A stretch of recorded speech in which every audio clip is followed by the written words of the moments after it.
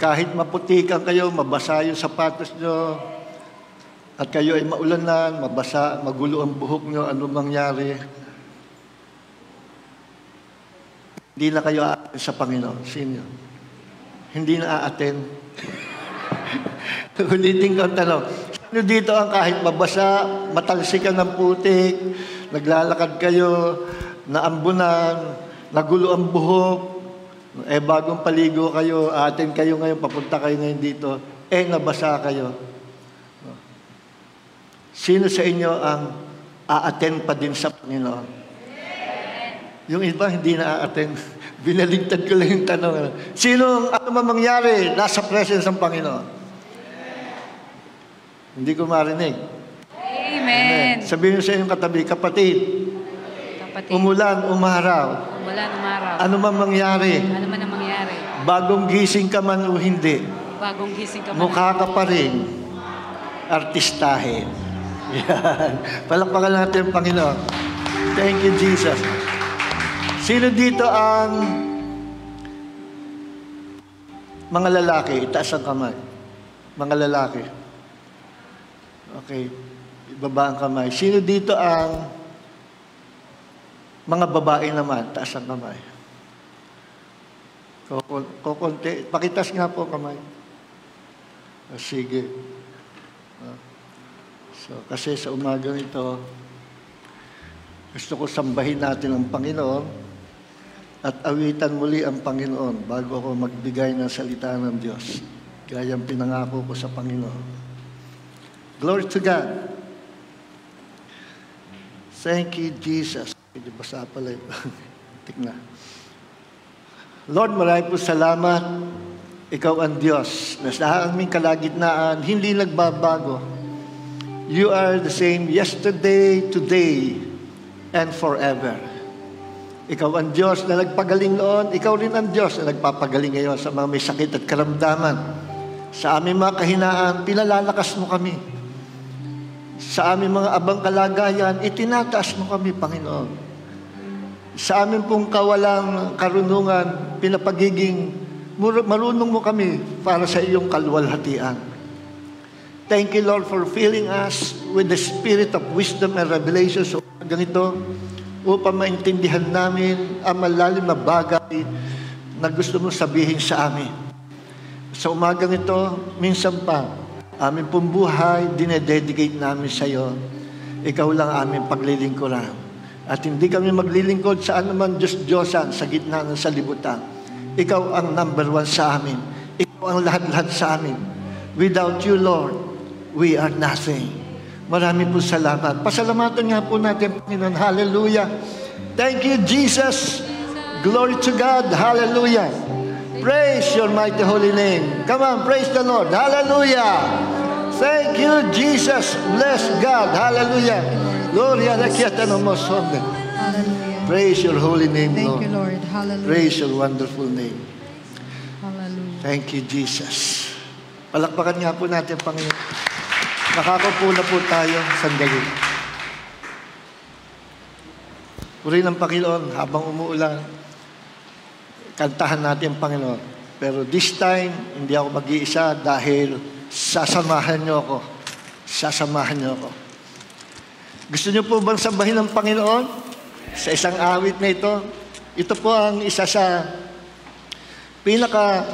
kauna-unahang awit na ibinigay sa akin ng Panginoon. Siguro mga 10 years lang nakakaraan. Nung ibigay sa akin ito ng Panginoon, mo ko'y papasok sa presence ng Diyos sa devotional time, biglang binigay ang awit na ito sa Panginoon. Sino po dito mga lalaki? Ang kamay. Mga lalaki. Sino dito ang nag-iisip kung lalaki o babae siya? Walang ganun. Walang gitna. Amen? So, simulan natin yung kanta na sapagkat ito'y a cappella, sasamahan niyo ako. Sama-sama nating awitan, Panginoon. Gagawin niyo lang, baback up kayo. Amen. Baback up kayo, lahat ng inyong gagawin for the glory of the name of Jesus. Amen po ba? Ito'y awit na pagsamba natin sa Panginoon. Ganito ang melody ng pag-back up natin. Ang mga lalaki, separate Mga lalaki lang, ganito ang gagawin. Pum pum pum pum pum pum pum pum pum pum pum pum pum pum pum. Ganun. Pum pum pum pum pum pum pum pum pum pum pum pum pum pum. Tagugin nyo. Bass yun Pum pum pum pum pum. Sige nga, mga lalaki. Are you ready? 1, 2, 3. Pum pum pum pum pum pum. Parang si Brother Jameson lang ang naririnig ko. Again, laksan natin para sa Panginoon. 1, 2, 3.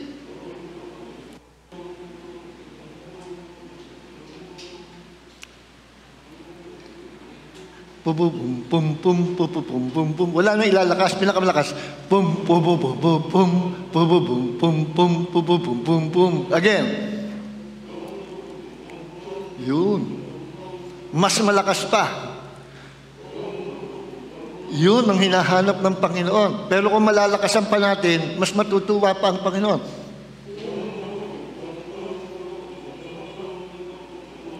Ang word ng pum pum pum, hindi umba, hindi gano'n. Pum pum, baka mamaya pum pum umba. Again, pinakamalakas. Yung sabay-sabay. Yan. Palakpakan natin ang mga nagpupum-pum-pum. Sa mga babae naman ganito. Chiriririt, chiriririt, chiriririt, chiriririt, chiriririt, chiriririt. Paliliitin niyo yung boses nyo. Boses dalaga. Boses teenager. Sabay-sabay tayo. 1, 2, 3. Mga kababaihan lang. Chiriririt, chiriririt, chiriririt. Hindi po sit-chirit. Again. 1, 2, 3.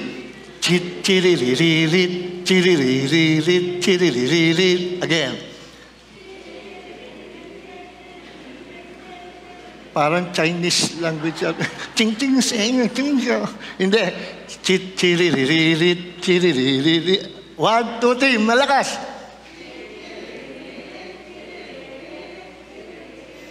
Pinakamalakas. Parang nagagalit na yung iba. Huwag kayong magagalit. Isa pa.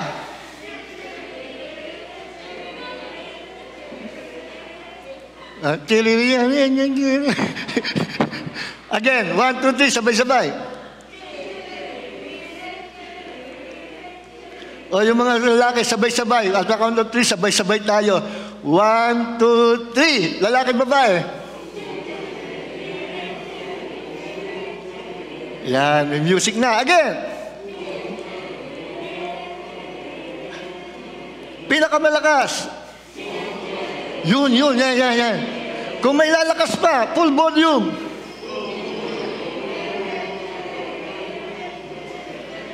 At yan po ang natatangi kong awitin sa umagang ito. Tapos na po ang awit. Joke lang. Okay, sabay-sabay tayo sa Panginoon. Pag binaba ko ang kamay ko, saka kayo gaganon, ha? Huwag kayong hihinto hanggang sa hindi ko pinihinto. Habang patuloy yung worship song natin sa Panginoon. Amen po ba? Amen. Ibigay natin sa Panginoon the best, yung pinakamagandang boses, pinakamalakas, hindi boses na nagagalit. Kanina parang, parang, biro lang. So, sabay-sabay, in unison tayong lahat, in unity. Mga lalaki, pum, pum, bum, bum, bum, bum, yung malakas. Mga babae, chiriririt, chiriririt. Are you ready? Palakpakan natin ang Panginoon. Pag binaba ko ang kamay ko, ibig sabihin, start. Lord, maraming po salamat. We continue to worship you, Lord. At kami patuloy na pumapasok sa kaloob-looban na yung presensya. Kanina pa kami nasa in presence, pero aawitin namin ang pagpasok sa iyong presence. Ako'y papasok sa presensya ng Diyos aking Ama.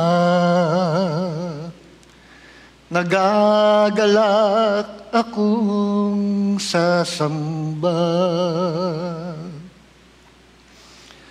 Sasabihin ko na ito'y araw na nilikha niya, magpupuri, magtatapat tuwi na. Magpupuri, magtatapat tuwi na.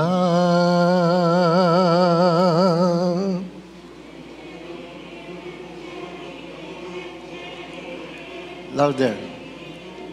Bum bum bum bum bum bum bum bum bum bum bum. Bum bum bum bum bum bum bum bum bum bum bum bum bum bum. Bum bum bum bum bum bum bum bum bum bum bum bum bum bum. Chiriririt, chiriririt, chiriririt.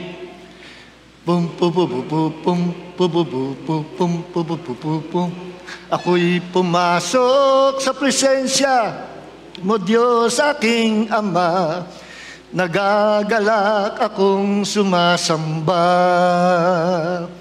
Sasabihin ko na ito'y araw na nilikha mo, magpupuri, magtatapat sa iyo. Magpupuri, magtatapat sa iyo. Bum bum bum bum bum bum bum bum bum bum bum bum bum bum bum bum. Ako'y pumasok sa presensya ng Diyos aking Ama.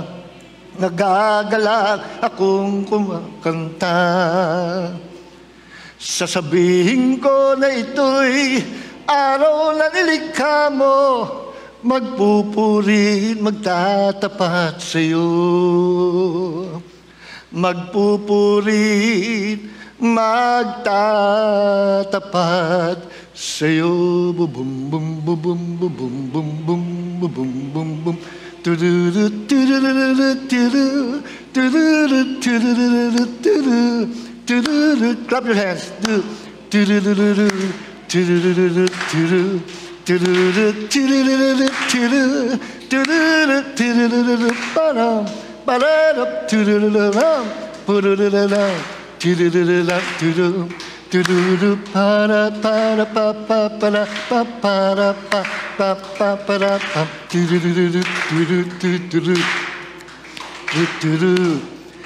Panginoong Hesukristo, buhay ko'y niligtas mo. Binigyan mo ng pag-asa ang kaharian mo, aking minana. Diyos Espiritu Santo, ako ay patnubayan mo.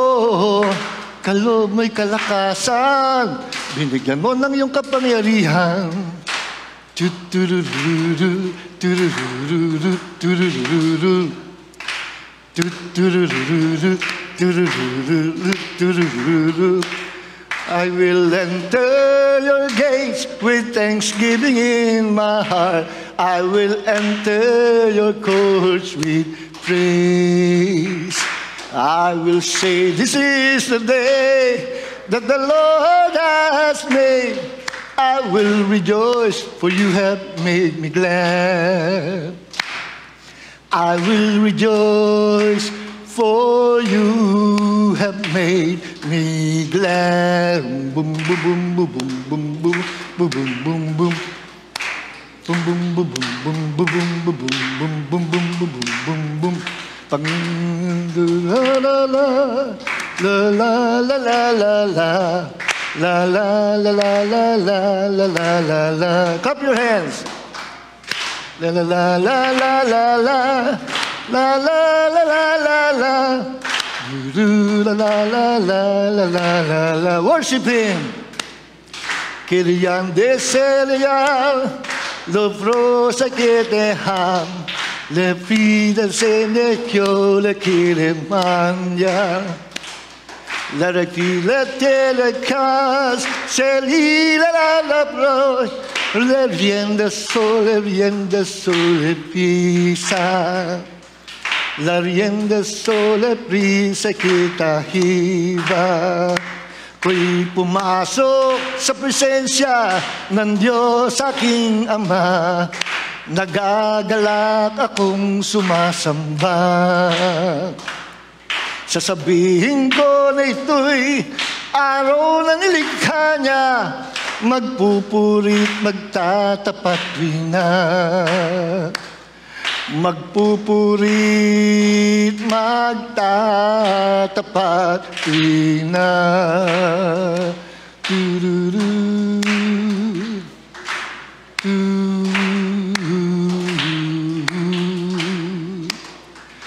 Panginoong Yesukristo, buhay kiniligtas mo. Binigyan mo ng pag-asa ang kaharian mo, yaking minana. Diyos Espiritu Santo, ako ay patnubayan mo. Kaloob mo'y kalakasan, binigyan mo ng kapangyarihan. Kaloob mo'y kalakasan, binigyan mo ng iyong kapangyarihan. Kaloob mo'y kalakasan.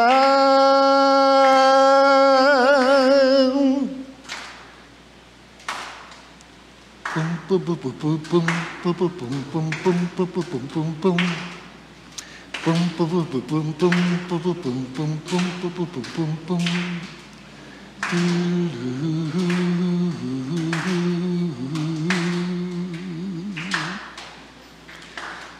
Ako'y pumasok sa presensya mo, Diyos aking Ama. Nagagalak akong sumasamba. Amen. Palakpakan natin ang Panginoon. Everybody shout, Hallelujah! Amen. Amen. The Lord is good. So, sino sa inyo naniniwala na pamula ngayon, siya ay magpupupurum-pum-pum na? Ibig sabihin, sino naniniwala, every day, God will bless him.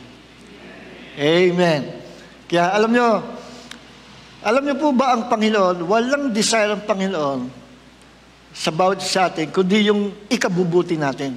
Kailanman hindi po ninasa ang Panginoon ng isa man sa ating mapahamak, mapasama. No? Kung meron man tayo mga tests, trials, troubles in this life, sometimes God allows it to happen sa ating buhay. Dumadaan lang yan, parang bagyo. Pero magsusubside at mawawala rin yan. A reason, God wants to humble us. No? Gusto ng Panginoon, tayo ay turuan magpakababa. Turuan na mag-rely tanging sa Kanya at sa Kanya lang magkaroon ng trust tayo. Hindi tayo magtitiwala sa tao, hindi tayo magtitiwala sa sarili nating kakayanan. Ang gusto ng Panginoon, 100% sa Kanya lang tayo magtitiwala. Amen. Yung gusto pa. Kaya minsan may mga pagsubok. Ang tunay na mga taga-kaharian ng Diyos, ang tunay na umiibig sa Panginoon, sinusubukan, tinetes. Hindi ibig sabihin gusto ng Diyos malaman. Hindi, alam na ng Panginoon kung sino yung totoo. No? Kaya dumarating sa atin ang mga test, trials, kahirapan ng buhay, pagsubok. Kasi gusto ng Diyos na subukin tayo, hindi ibig sabihin hindi niya alam. Kundi yung pagsubok na yun, gusto niyang sa atin ipaalam. Kung totoo tayo, hindi. Ang tunay na kulay ng isang tunay na mananampalataya lumalabas during bad times. Ang tunay na kung sino ka, lumalabas during bad times. Hindi during good times. Hindi sa panahon na umuulan ng blessing. Lalabas ang ugali at tunay na kulay kung siya ay taga-langit o taga-impyerno. Lalabas ang tunay na kulay natin sa panahon ng pagsubok. Totoo po yan. So, ang gusto ng Panginoon, to bless us. At ang Diyos, walang tigil na kinarelease ang blessing sa atin. But sometimes may mga pagkakataon, may mga pangyayari na mayroong hindrances sa ating prayer, hindrances sa blessings ng Diyos sa atin. Ba't ganun, Pastor? Di ba makapangyarihan ng Diyos? God is a sovereign God. Kaya niyang gawin lahat. He is in control. Yes. He is in control. Pero ang planet Earth na ito, binigay ng Diyos sa tao. At nakuha ni Satanas nung isuko ni Adam and Eve ang pagiging tao nila, pagiging may-ari ng mundong ito, isinuko ni Adam and Eve kay Satan. Nung sinunod nila si Satan. Kaya pamula noon, ang authority sa mundong ito ay naki Satanas. And Satan, 2 Corinthians chapter 4, verse 4, became the God of this world. He became the God of this world system. Kaya nasa territory po tayo ng lugar ng kalaban, nasa territory tayo ng kasalanan. Pero sabi ng salita ng Diyos, our citizenship is in heaven. Hindi na tayo taga rito. Nandito tayo sa planetang ito, pero hindi tayo taga rito. Ang ating pagkamamamayan, tagalangit tayo. Sapagkat tayo anak na ng Diyos. Kaya sabi nga do not conform. Huwag niyong iaayon ang inyong pamumuhay ayon sa pamumuhay na makasalanan ng sanlibutan.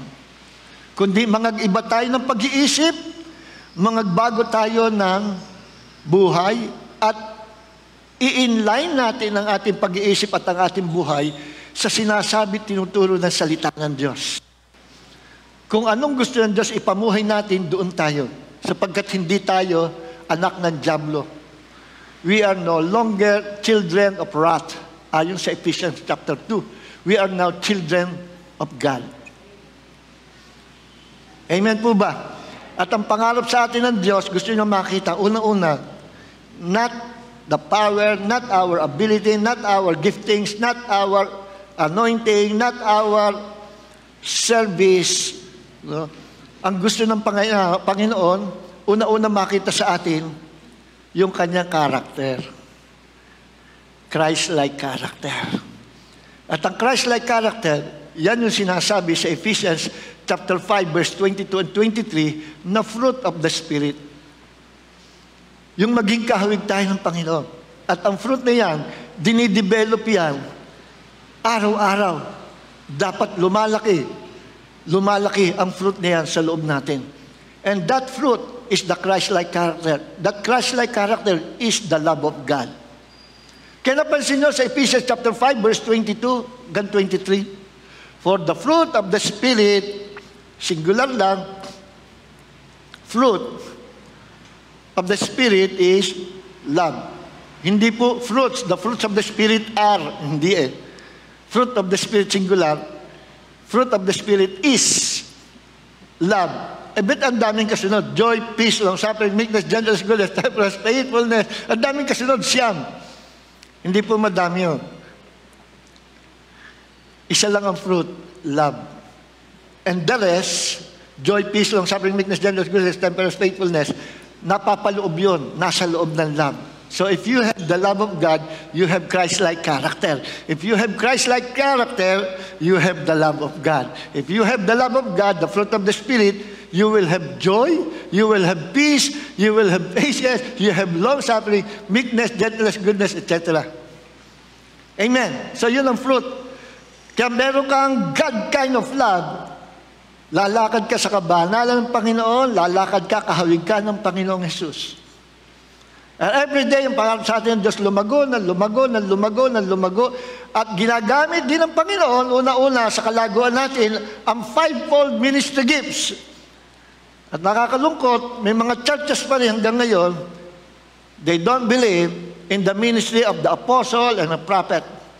Ang accepted nila sa kanila, evangelist, pastor, teacher. Meron pa nga church eh. Meron dito sa San Pablo church na gano'n. Hindi sila naniniwala sa apostle, prophet, evangelist, pastor, teacher. Wala. Eh sabi ko, sino tumatayo? Nagpipreach sa harapan niyo. Kaming lahat. Paano yun? Lahat kami nagsishare. Lahat welcome. Lahat magsishare din. Sinong pastor? Wala. Hindi raw sila naniniwala sa pastor. Sa fivefold ministry, tapos na raw yun. Eh, sinong magpipreach? Sila daw, kung sinong may gustong tumayo. Ay, kako, napakalayo na sa Bible. Deceive ang church na ito. Imagine, yung regalo ng Diyos, ng Panginoong Jesus, the gift of the Lord Jesus Christ to the body of Christ, to the church, to His church, is apostle, prophet, evangelist, pastor, teacher. To build up the body of Christ at ma-unified ang body of Christ hanggang sa tayo abutin natin ang kalaguan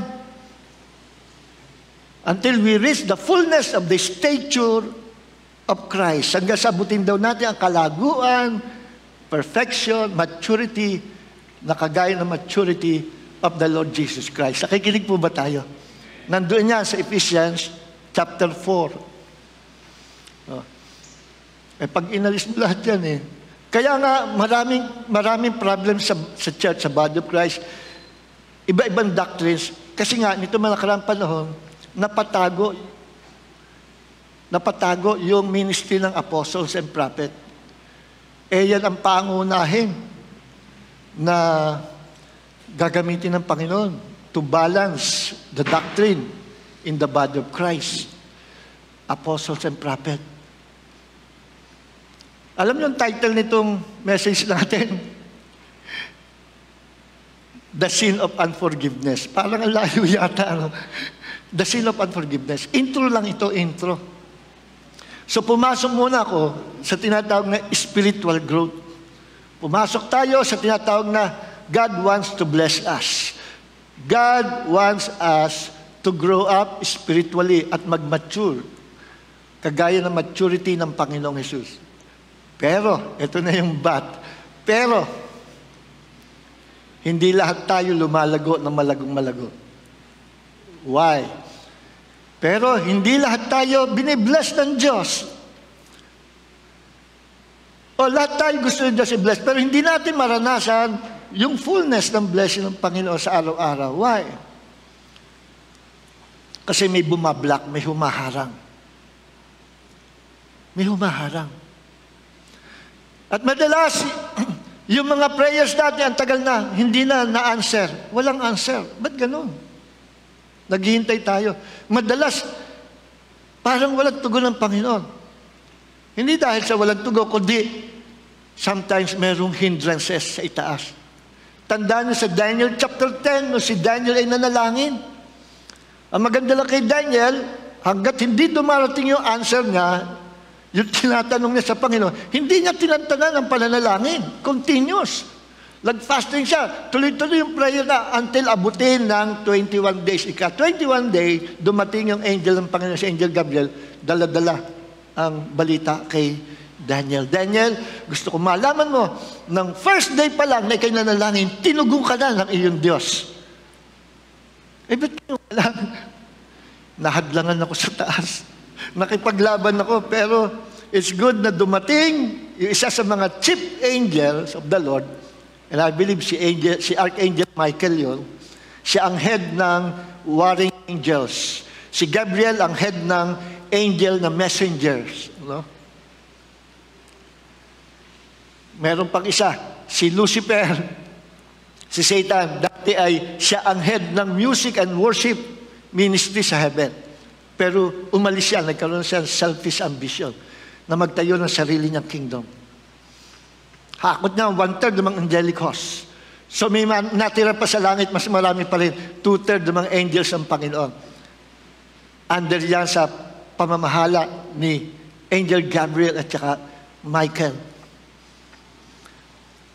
So merong spiritual warfare in heavenly places. Sabi nung iba, panahon ni Daniel, ngayon under the New Testament, talo ng Satan, wala nang hindrance sa taas. Panahon lang yung Old Testament. Hindi. Kung wala na yun, wala nang humahadlang, wala nang spiritual warfare, sapagkat may mga teachers na hindi naniniwala sa spiritual warfare, tapos na raw labanan eh.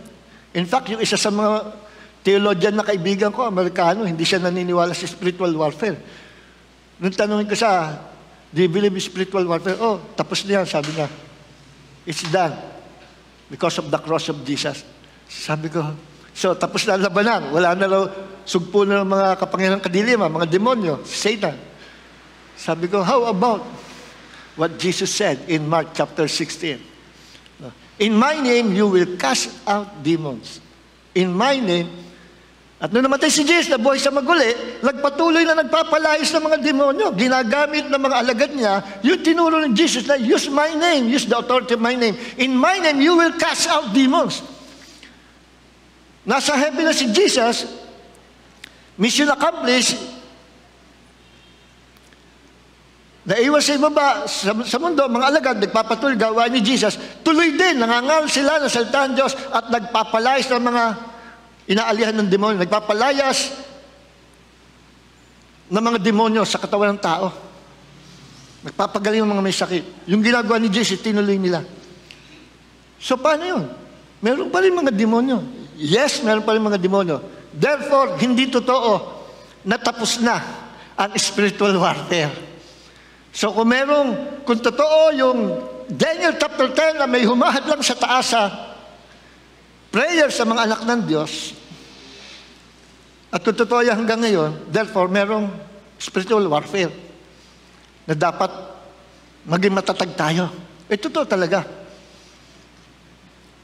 Sa Ephesians chapter 6, kung tapos na, ibig sinabi ni Paul na sa Ephesians chapter 6 verse 12, for we wrestle not against flesh and blood.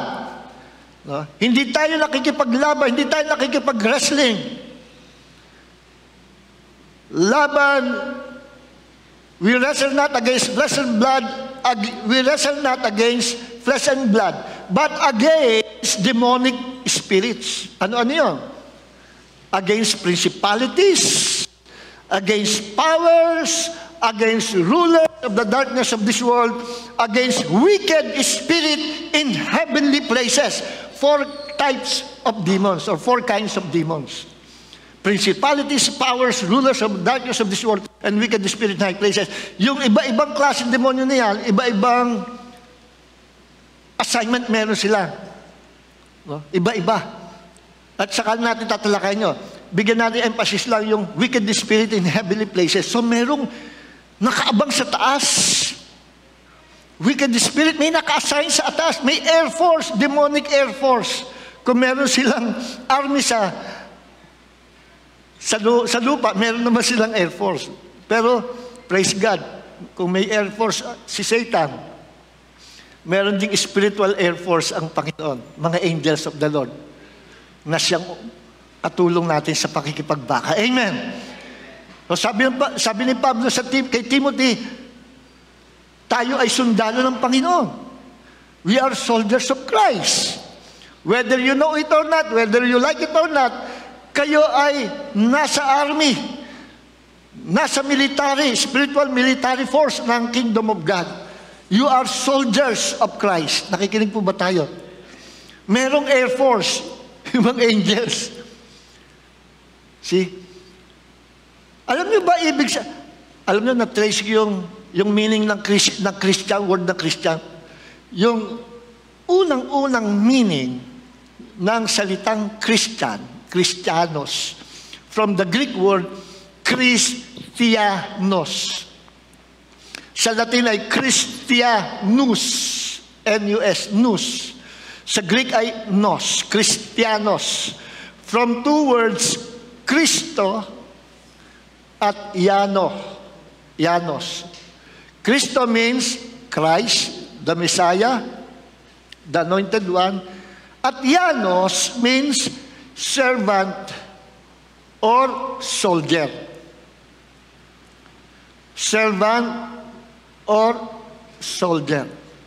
Sa konteksto ng Kingdom of God, we are Christ's servant. At the same time, we are Christ's soldiers. Yan ang meaning ng Christianos. Therefore, we are soldiers of Christ, whether you like it or not.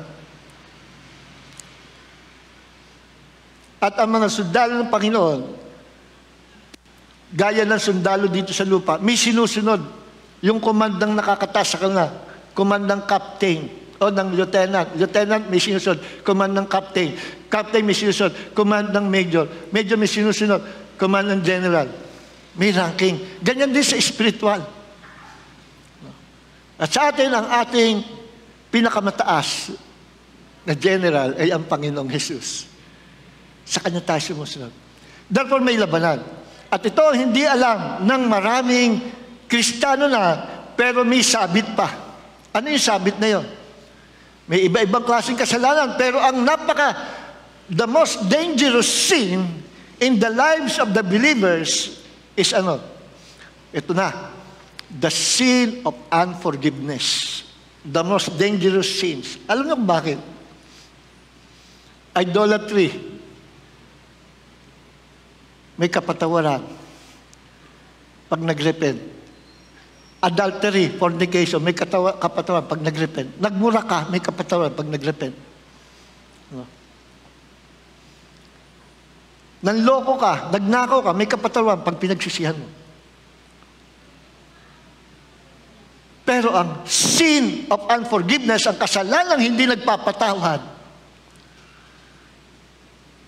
hindi basta na ipatatawad ng Diyos kapag ikaw ay nag-repent. Nakikinig po ba tayo? Sabi ko, ang sin of unforgiveness, hindi basta na ipapatawad ng Diyos kapag ikaw ay nag-repent sa bibig. Lord, I repent.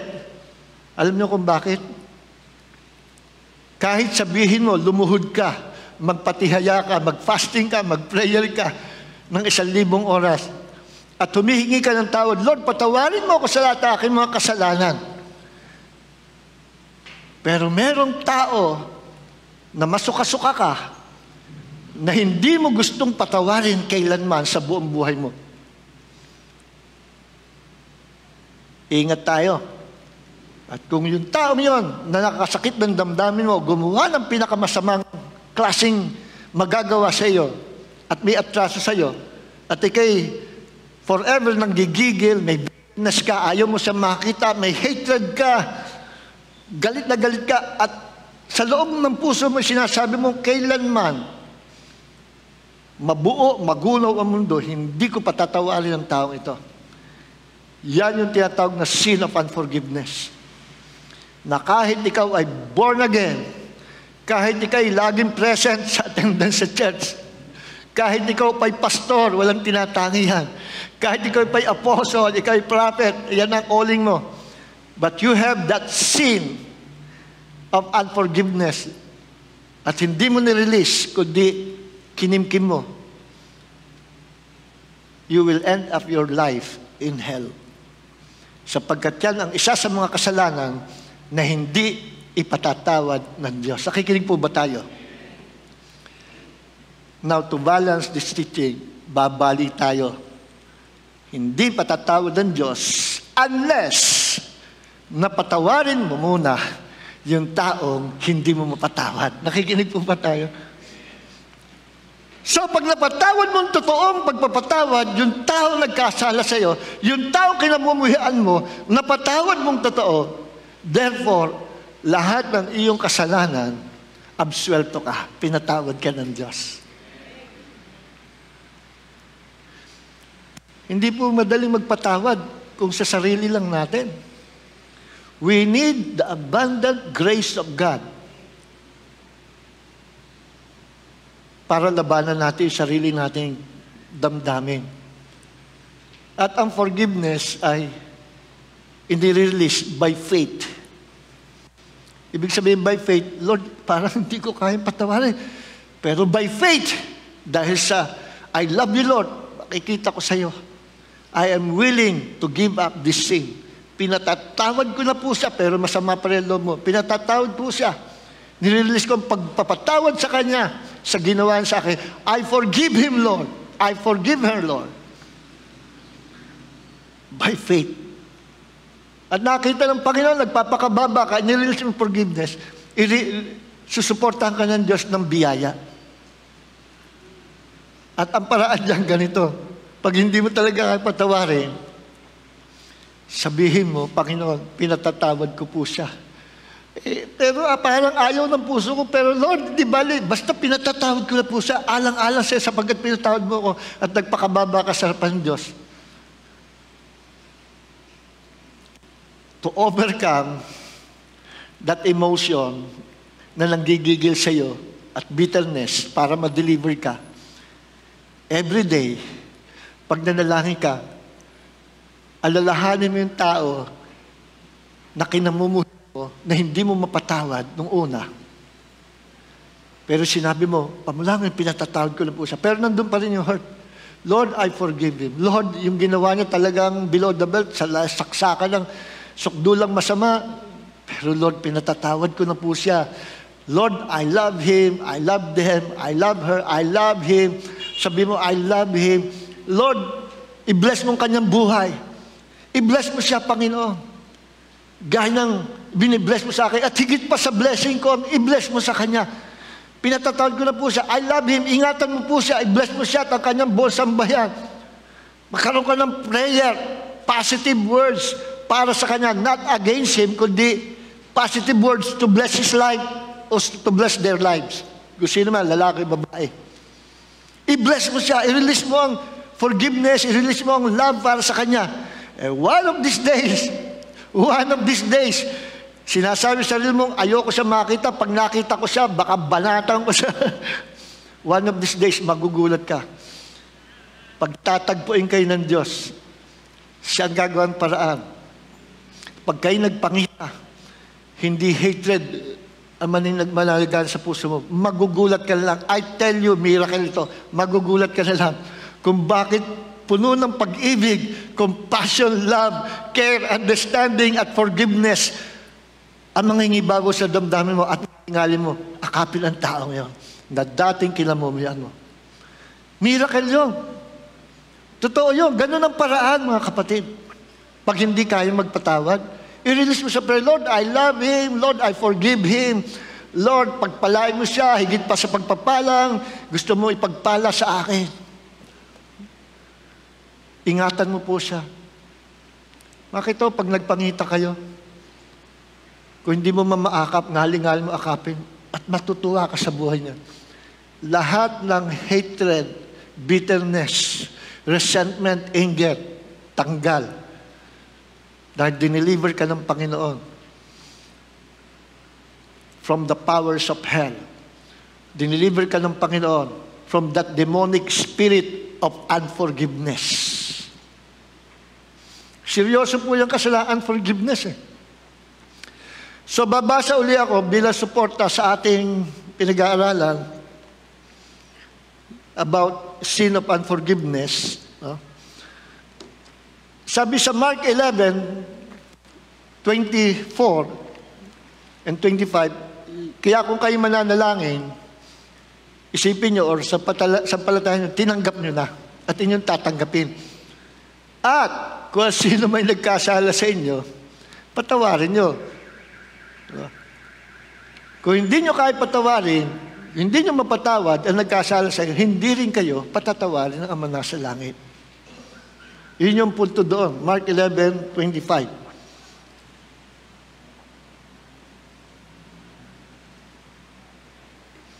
Okay.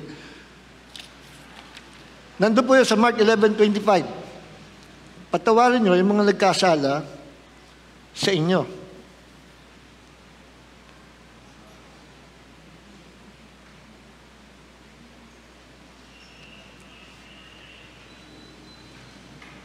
Tingnan natin sa NIV.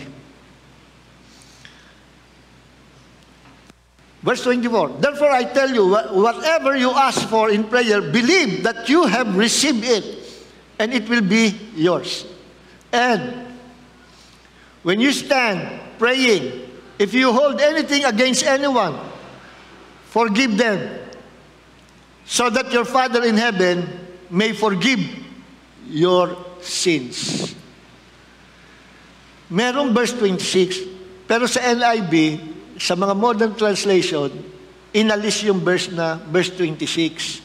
Bakit? Kasi wala sa original na manuscripts. Sa majority ng original manuscript, absent. Sa King James, meron. At lumalabas, yung 26 ay idinagdag as commentary ng mga kumopya ng manuscripts na Greek na nung isinalin sa King James, sa English, nakuha pati yung commentary na yun. Pero bukod doon, meron pang another na sumusuportang scriptures sa Matthew chapter 6, verse 14 and 15, nakahawig din ito, na binabanggit dito, na kung hindi ka magpapatawad, hindi ka rin patatawarin ng iyong amang nasa langit. So, totoo, talaga sinabi ng Panginoon. So, sa mga footnotes ng kung bibili kayo ng NIV, nasa ibaba, inilalagay nila sa footnotes, yung idinagdag na verse 26. Kasi may kumakalat na balita, huwag kayong bibili ng NIV, bakit? Kay Satanas yan. No? Maraming tinanggal, kung ilang hundreds of verses na tinanggal. Hindi po totoo yun. No? Hindi nila naintindihan kasi kung paano isinasali from the original manuscripts into English. No? Hindi nila naintindihan. From original manuscripts sa wika natin. No? May mga proseso po yan. No? At hindi basta ganun pagsali. Talagang pinipili, kinocompare lahat ng nahukay, nalakip ng mga ancient writings, ng mga manuscripts, at kung alin yung mga magkakapareho, doon ibinabase yung mga modern translations. At maraming nakita na idinagdag sa King James na wala sa original. So may problem yung King James, hindi yung mga modern translation. But King James Version is one of the best Bible translation. One of the best. No? Kaya lang, problem sa King James ay obsolete na yung English. Yung karamihan English doon nababaligtad na. Ano? Halimbawa, yung English na, Old English na by and by, sandali lang, miya-miya, later on, by and by, sa panahon nila iba. By and by, sa panahon ni King James means immediately, right now. By and by. Kaya pag nabasa nyo, by and by, ibig sabihin ngayon na. Sa King James, pag sinabing, enter into your closet and pray. Closet, sa panahon natin, cabinet, lalagyan ng damit. So pag ini-interpret mo yun, papasok ka sa cabinet, doon ka magpipray, katabi mo yung mga hanger, mga damit, nakakulong ka sa loob. Ang closet sa kanila means room. Room, closet. Sa panahon natin, nag-iba na. Ang tawag sa kanilang panahon yun, ang room ay closet. Sa panahon natin, closet ay cabinet. Kita nyo kung gaano. Ang daming. Pinag-aralan ko yung mga lumang words. Ang dami. Yan, pamula noon, ayoko nang bumati ng word study sa King James. Ang Bible na paborito ko translation, New King James. Kinorek yung mali sa King James. Pero, yung mga panatiko sa King James, magagalit sa'yo. Walang ibang anointed translation, kundi King James lang. Ayan yung mga King James people. Mali yun. Sa ayaw nilang baguhin ng King James. Pag binago raw, kasalanan. Mali yun. Yung King James na bibili sa tindahan na nakalagay 1611, hindi totoo yun. Yung English nating King James ngayon, 1769. Dahil yung 1611, iba ang mga spelling, iba rin ang words, hindi nyo maintindihan. Hindi nyo nakita ko yung kopya niyan eh. Sa kulak ako. Buti binago, ginawang 1769. Pero pag bumili ka sa tindahan, nakalagay pa rin 1611. Hindi totoo yun. 1769. 1611, ibang spelling nun eh. So kung binago nila yung King James, may mga bumago mga theologians, Bible scholars, noong panahon ng 80s, binago rin yung New King James, ginawa New King James. Kasi nagbabago ang panahon, nagbabago ang English. Okay, napunta tayo tuloy sa Bible translation. Gusto kong talakayin ng kaya wala tayong time. So, ganun din dito sa verse 26 ng NIV.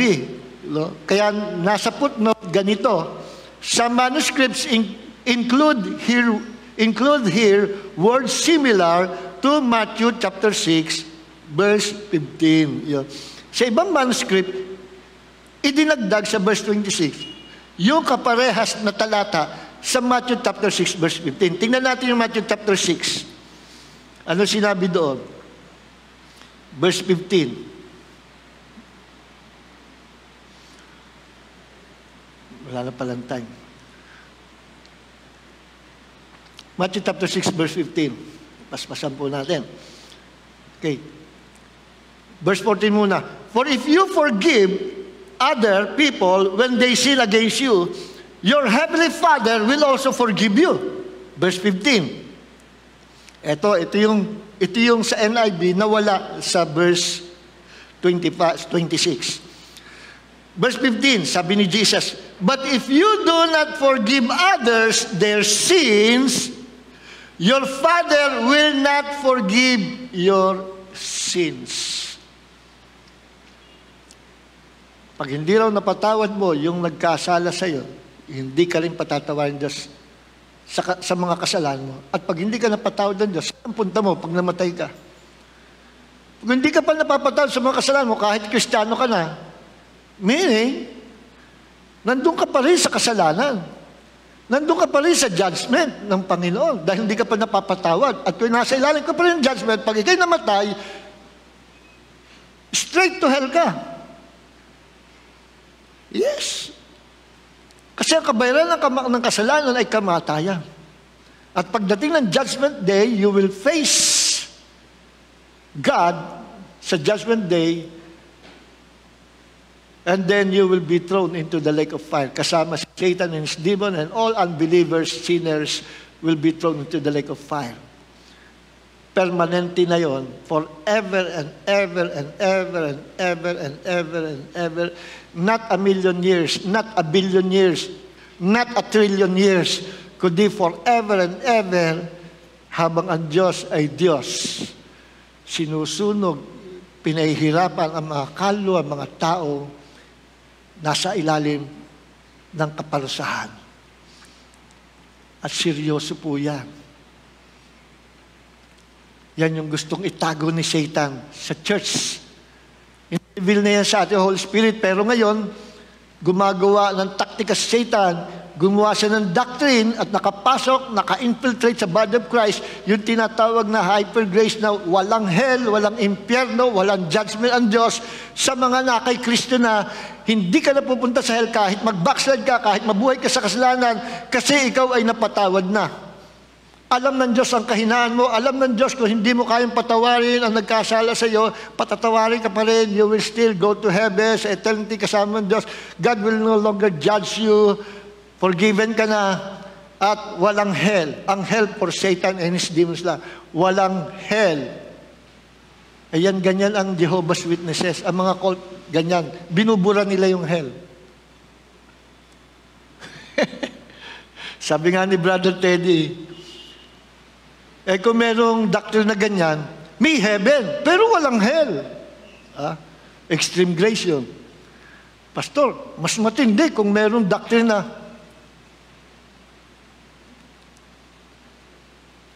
walang heaven, merong hell. Mas matindi nga, no? Bay, oo nga, no? Yung doctrine na nag-exist ngayon, sa mga extreme grace, may heaven, walang hell. Paano kung mabaligtad? Naniwala sila, merong hell, pero walang heaven. Hindi, wala.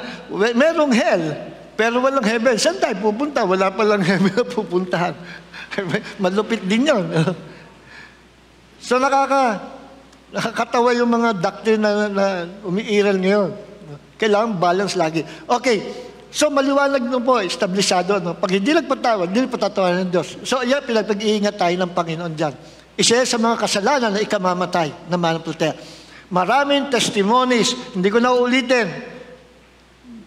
Talagang sinaliksik ko yung mga testimonies niya. May mga people who went to hell.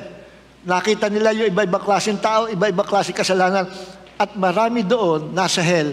Kaya nasa hell, Kristiyano na, yung iba, pastor. Kaya nasa hell because of the sin of unforgiveness. Yan, hindi yan pinipilit na paniwalaan.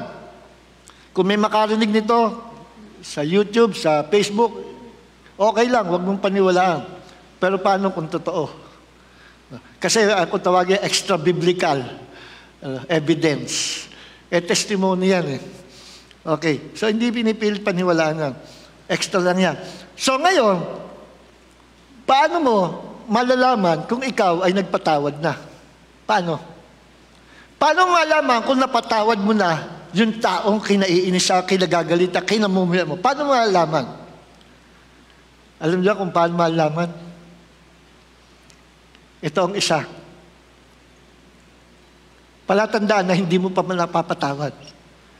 Testify ka. Tuwing tatayo ka sa testimony time, ako po ay testify sa inyo, God is good, napakabuti yung Panginoon, salamat sa pagpala niya. Yung taong gumawa sa akin ng kasalanan, ganitong ginawa, pero pinatatawad ko na po siya. Pinatatawad ko na po siya. Alang-alang sa Panginoon. Basta wag ko na lang siya makikita. Basta wag ko na lang siya makikita. Ba't tayo makita? Ibig sabihin may hatred ka pa. Basta wag ko na lang makita. Isa yun. O kaya yung kinainisan mo, sinabi mo, pinatawad ko na yan, matagal na. Oo, pinatawad ko na yan. Alang-alang sa Panginoon. Tapos sa loob-loob mo, sinasabi mo, sana masagasaan ng aeroplano yun, one of these days. Sana naglalakad, gumuho yung bundok, matabunan.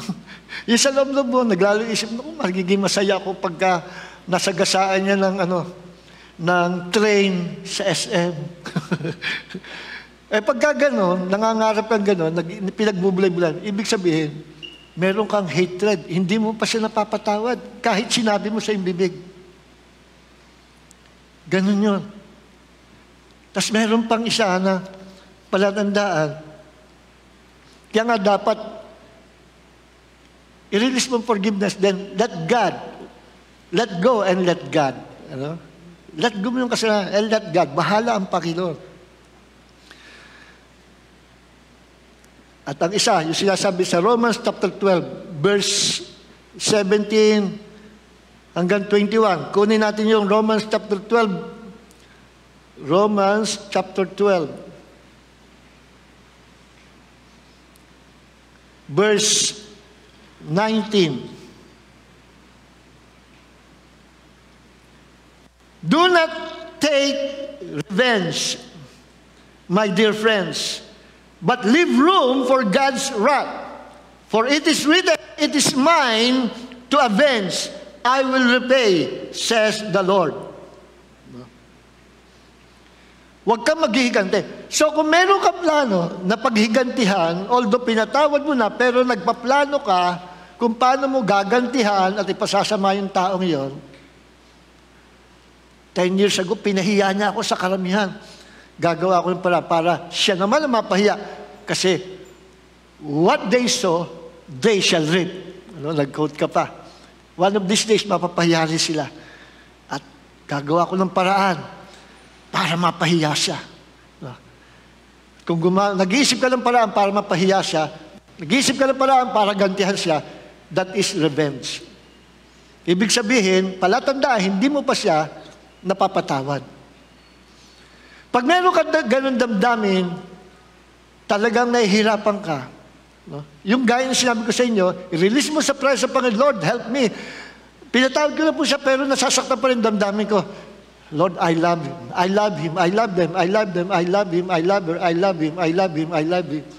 Lord, i-bless mo kanyang buhay. Pagpalain mo kanyang sambaya, ingatan mo po siya. I-bless mo siya. At kung makita mo ang taong kinamumuyan mo o ang iyong kaaway, sabi dito sa verse 20, on the contrary, if your enemy is hungry, feed him. If he is thirsty, give him something to drink. In doing this, you will heap burning coals on his head. Pag nagugutom, yung taong kinamumuyan mo, yung iyong kalaban, kaaway, pakainin mo. Kung yung kapitbahay mo, ang kinamumuyan mo, ipagluto mo ng masarap na spaghetti. Pero wag mo lalagyan ng insecticide o ng lason.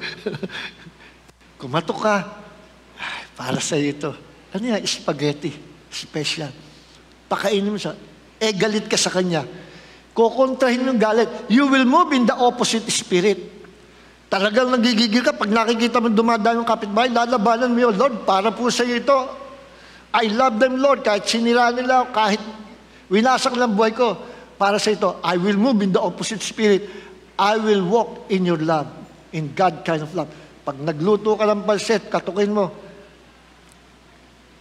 Kapatid, para sa inyo. Tignan mo, masarap yan. Magugulat, ha?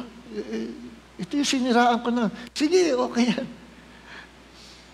Pakainin mo yung kaaway. Move in the opposite spirit. Kung may hate ka sa kanya, palitan mo ng love. Kung may revenge ka sa kanya, palitan mo ng giving. Bless his life. Move in the opposite spirit. Sa ganung paraan, nilulumpo mo ang kaaway, Satanas. Alam mo kung bakit kapag nag-release ka ng forgiveness sa kinamuhian mo, ang pinalalaya mo, hindi lang siya, kundi pinalalaya mo ang iyong sarili sa bilangguan ng kasalanan. Para ka nasa maliit na ng kulungan na hindi ka makaalis because of the sin of unforgiveness. And inside that prison cell, you will not grow up spiritually. Isa yun. You will not grow up emotionally. You will not grow up spiritually. At lagi kang bugnutin. Lagi kang problematic. Parang galit ka sa mundo. Alam niyo ba, pag may sin of unforgiveness ka sa isang tao, lahat ng tao parang galit ka eh. Hindi ka aware, hindi mo alam yon. Pero alam yan mga tao, sasabihin, ba't yung tao, ba't si sister, parang laging lahat galit. Pag nagsalita, parang galit. Parang kaaway niya ang mundo. Pero yung tao niya may unforgiveness, hindi siya aware. Hindi niya alam na gano'n ang ugali niya. Lagi siya may problem. Pag may meeting, nagkaisa na lahat, biglang tatayo yan. Sandali lang. Hindi tama yung na-decision. No? Ito ang tama. Sa isip na lagi siya tama. At lagi siya kontrabida. Lagi siya magsasuggest na kakaiba sa ano. Makontra lang niya. Maiba lang, makontra lang niya. No? Makagawa lang siya ng kukontra sa group. At masabi na iba, hindi siya aware na meron siya sin of unforgiveness. Ang tao may sin of unforgiveness will not grow up spiritually, will not grow up emotionally. Para siyang bata. Bugnutin. And always, lagi merong hindrance ang prayer niya sa itaas. Lagi, ang prayer niya hanggang ceiling na, toing, bumababa. Hindi makabot sa taas. Laging may hindrances. Demon spirit will try their best to hinder all your prayers kasi nakatali ka, nakakulong ka sa kulungan ng sin of unforgiveness. It's about time na ma-release ka para mabuksan ang langit and receive the fullness of God's blessing. Amen. At hindi lang yan, ang evil ng sin of unforgiveness, hindi lang yan natatapos sa'yo. You will impart that demonic nature in you. You will impart it to your future generation. I-impart mo yan. Na-impart yan, yung ugali, even your mannerism, yung habit, yung the way you walk, the way you talk, the way you think. Na-impart yan. Nare-record yan sa genes ng inyong mga kaapu-apuhan. Na itatransfer yan. Kapag hindi nakaalis siya, it will invite demonic spirit. And that sin of unforgiveness will become demon spirit. Darating yung demon, at yung demon na yun, ang pangalan, spirit of unforgiveness. At para ma-deliver ka, kailangan mo ng tao na mayroong ministry of deliverance. Or, sarili mo, kaya mo yung i-deliver. Just confess your sin to God at i-release mo ang sin of unforgiveness, suko sa Panginoon. Tatransfer yan sa mga kaapu-apuhan. Tapos laging, you will live under the curse of sin of unforgiveness. May curse yan. Then, kung ano-ano tutubong, sakit sa katawan, pag in-examine ng doktor, wala namang makita. Then yung sakit na yon, mamamana pa, magiging kutawagin ay hereditary sickness. Yung pala, yung mga hereditary sickness ay mga curses mula sa kanununuan na impart lang sa future generation o sa present generation. Karamihan ng hereditary sickness and disease na sinasabing nasa genes ng tao na we inherited from our forefathers mula sa kanununuan, ay karamihan ay curse yan. Kaya kung tawagin lang, mga doktor, hereditary, pero curse yan. At kung yan ay curse, kung curse yung hereditary, sickness and disease, good news. Curse na, good news na. Pastor, good news. Bakit? Sapagkat dumating si Jesus and Christ has redeemed us from all curses. Galatians 3:13 and 14. Jesus was hung on the tree. He was a curse for us, for it is written, curse, sumpain ang tao na ipinako sa cross, so that the blessing of Abraham might come to us, to the Gentiles. Delivered tayo. Pero minsan kahit delivered na tayo by the blood of Jesus, sa ginawa ni Jesus, minsan mayroong nakakasingit. Yung alaala ng kasalanan galing sa atin ninuno ay nagmamanifest pa rin.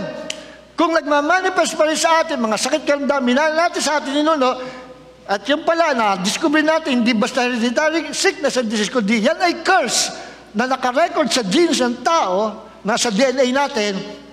It's about time na i-rebuke, i-cast out ang spirit o ang curse of sickness and disease sa ating katawan. Dahil hindi na para sa atin yan. Christ has redeemed us from all the curses of the law. Alam niyo yung curses of the law? Pag hindi mo naganap yung kautusan, you will live under the curse of that law. At ang curses ay threefold: poverty, sickness, and death. Kasama yung sakit. Pero the good news is, bilang mga tao under the new covenant, redeemed, tinubos na tayo ng parang. Kaya kung may nag-i-exist na sakit, karamdaman sa ating katawan, it's about time. I-declare natin, in the name of Jesus. In the name of Jesus. Kailangan you have to declare it, you have to confess it. Kailangan makonvince mo yung sarili that it is true, it's real, that Christ has redeemed you from the curse of the law. Kami lahi ng diabetic. Ang mother ko may diabetes. Lahi kami ng diabetic. Pero araw-araw, pagharap ko sa salamin, you are redeemed from the curse of diabetes. You are redeemed from the curse of diabetes. Hindi na ako kasali dyan. Hindi. Pero kahit ikay Kristiyano, pag hindi mo ginawa yan, at naghihintay ka na, mana-mana namin ito so be it. Hanggang tumanda tayo, yun na yun. Pero kung tayo tatayo sa salita ng Diyos, talaga gagamitin natin authority. In the name of Jesus, ako papayag. I am redeemed from the curse ng pusong lumalaki. Merong lumalaking puso, hereditary daw. From the curse of cancer. Ang findings ng bagong science, medical science ngayon, ang cancer, hindi totoo na minamana yung cancer. Yung sinabi hereditary, it's in your genes. Hindi totoo yun. It's your belief. It's your belief. Narinig mo sa magulang mo, sa lola mo, may lahi kayong gano'n. It's your belief. And that is faith. That is faith. Hindi alam yan ng tao. Proven na yan. Pero at present, majority ng mga doctor, medical science, they believe doon sa tinatawag na it's in your genes. Sabi ng biodiscovery, walang power, walang ability ang genes na mag-impart ng minana. Ang genes ang trabaho, secretary lang. Kung ano yung na-detect niya sa protein. Ang protein may mga antena, receptor, na kung ano yung paniniwala mo, ina-absorb niya. Kung ano yung narinig mo, pinaniwala mo, ina-absorb, pumapasok niya. At yung genes, nire-record niya. May sakit kami ng cancer, minana ng cancer, papasok kayo, ire-record ng genes. So akala ng mga doktor nasa genes. But actually, yun yung nasagap, ni-record lang ng genes. Ni-record lang ng genes. Pero pwede nating i-rewrite. Isulat ng bago. Kung may lahi tayo ng ganun sakit, pwede nating baguhin yung nakarecord sa genes at burahin kung ano yung nakarecord sa genes. Nakikinig po ba tayo? Alam nyo, may lahi na hindi madaling magpatawad eh. Yung pamilya na hindi nagpapatawad yan, merong ganun. Alam niyo kung bakit? Spirit na yun. Minana yun. Doon sa kalululuha, minana. And it's about time to be delivered from that spirit, demonic spirit of sin of unforgiveness. Nakikinig po ba tayo? Oh, it's about time. So, yan po yung mga dahilan, ano? Ang sin of unforgiveness, para yung bara. Alam mo yung lumang faucet, yung lumang gripo na matagal hindi nabubuksan, tapos nagkaroon tubig, pag binuksan mo, yung puro kalawang, tapos ang unti ng patak. Pag sinalaksak mo, ang daming kalawang sa loob. Kaya pala, tik ang hina ng patak. Kasi puro kalawang na yung loob, may clog. So, anong dapat? Dapat mawala yung kalawang. Palitan yung faucet. Yung tubo, palitan mismo. So, palitan mo, Lord, ang aking pusong lagi may hatred, palitan mo. Linisin mo ang clog sa aking puso. In Jesus' name. Amen. Dilinisin ng Panginoon. Tayo po lahat ay tumayo. Let's lift our hands to God. Sabihin natin, Panginoon, kung meron tao na hindi ko napapatawad hanggang ngayon, ito po ang time